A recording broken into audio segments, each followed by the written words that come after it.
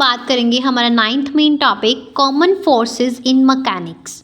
तो common forces in mechanics सबसे पहले हम ग्रेविटेशनल फोर्स आ जाती है। तो हर एक object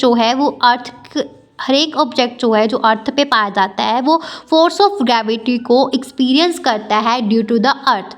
next one is a contact force. तो कॉन्टैक्ट फोर्स जो है ऑब्जेक्ट की ये कैसे अराइज होती है? Due to contact with some other object. कोई सॉलिड और फ्लूइड ऑब्जेक्ट है उसके साथ कांटेक्ट में आने से ऑब्जेक्ट फोर्स जो है वो क्या होती है, कांटेक्ट फोर्स जो है वो अराइज होती है। जब बॉडीज जो हैं वो कांटेक्ट में आती हैं तो they are a mutual contact forces for each pair of bodies, जो सेटिस्फाई करती है थर्ड लॉ को।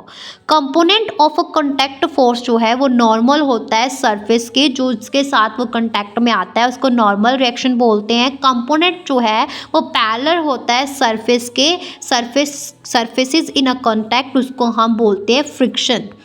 फोर्स जो लगती है ड्यू टू स्प्रिंग, जब स्प्रिंग को कंप्रेस किया जाता है या एक्सटेंड किया जाता है एक्सटर्नल फोर्स के थ्रू तो ये रिस्टोरिंग करता है, रिस्टोरिंग फोर्स जो है जनरेट होती है।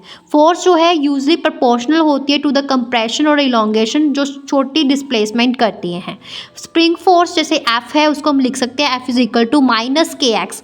यहाँ पे एक्स क्या है, डिस्प्लेसमेंट है, और के क्या है, फोर्स कांस्टेंट है। नेगेटिव साइन ये बताता है कि फोर्स जो है ऑपोजिट है to the displacement from the unstretched state. अभी टेंशन इन ए स्ट्रिंग जिसको हम कैपिटल टी से लिखते हैं, तो रिस्टोरिंग फोर्स जो है स्ट्रिंग के अंदर उसको टेंशन बोलते हैं। ये हमेशा जो है ये away from the body, the direction is always away from the body. तो डिफरेंट कॉन्टैक्ट फोर्सेस जो हैं मैकेनिक्स में वो अभी हमने इसके बारे में पढ़ा। ये जो है इलेक्ट्रिक फोर्सेस से fundamentally arises from the electrical forces. Clear हुआ? अभी उसके बाद इसमें आ जाता है motion of a connected bodies. जब बॉडी मूव करती है हॉरिजॉन्टल फ्रिक्शनलेस टेबल में तो नेट फोर्स जो है on m1 is equal to small m1 is equal to m1g minus T capital T is equal to m1a। Net force जो m2 के ऊपर लगती है is equal to T is equal to m2a।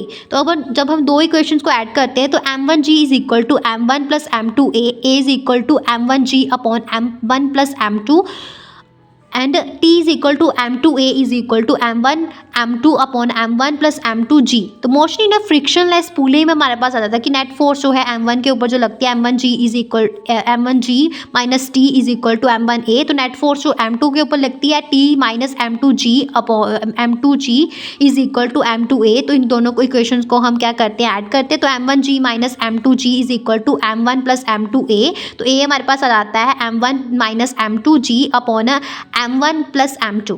तो हमारे पास t इज इक्वल टू आ जाता है m2g plus m2a is equal to m2g plus m1 minus m2 over m1 plus m2g। t is equal to 2m1 m2 upon m1 plus m2g।